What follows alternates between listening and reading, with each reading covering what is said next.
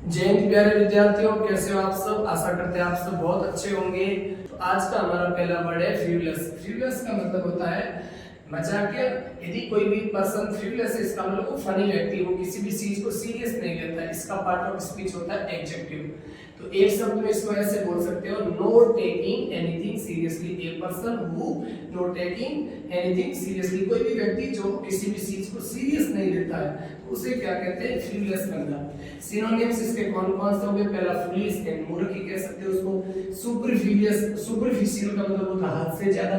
Shallow का मतलब होता है नॉट डीप, यानी वो मतलब डीप पे नहीं लेता, ऊपर ऊपर से ऊपरी तौर से किसी भी चीज को देखता है, ठीक है ना। अगला नॉन सीरियस, वो बंदा सीरियस नहीं होता, उसे क्या बोलते हैं, फ्रिवलेस। FRIVOLOUS, फ्रिवलेस का मतलब होता है मजाक। एक शब्द आपने ये सीखा। अगला शब्द हम सीखेंगे रेप्रिमाइंड। एक दिन मैंने एक शब्द आपको और बताया था, स्कोल्ड, रिप्रूव। उसका मतलब क्या होता है, डांटना किसी भी चीज को, साइड पीरियड। तो उसी से संबंधित एक और वर्ड है आज का, रेप्रिमाइंड। रेप्रिमाइंड का मतलब होता है डांटना, किसी को फटकारना, ठीक है ना। तो ये अपने आप में वर्ब होती है। इसके सिनोनिम्स कौन कौन से हो गए, रिब्यूक किसी को डांटना, रिप्रूव किसी को कुछ कहने, जोर जबरदस्ती कुछ किसी चीज को कहने के लिए कहना रिप्रूव, रिप्रोच ये भी डांटना ही होता है, स्कोल्डिंग किसी को डांट लगाना, फटकारना, बिरेट चाइल्ड, ये चाइल्ड बहुत होता है पेपर, बिरेट चाइल्ड। और एडमोनिश का मतलब ये होता है किसी व्यक्ति को डांटना, फटकारना करना किसी को, ठीक है, जोर से किसी को कहना।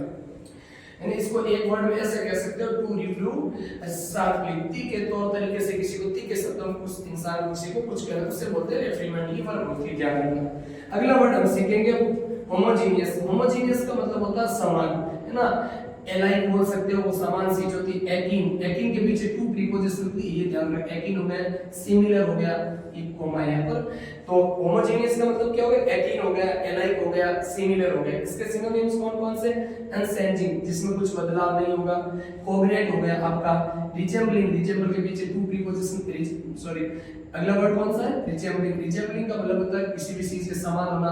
कमेंसुरेट, आपने सुना होगा समानुपात, दो चीजों का आपस में समान होना, कमेंसुरेट।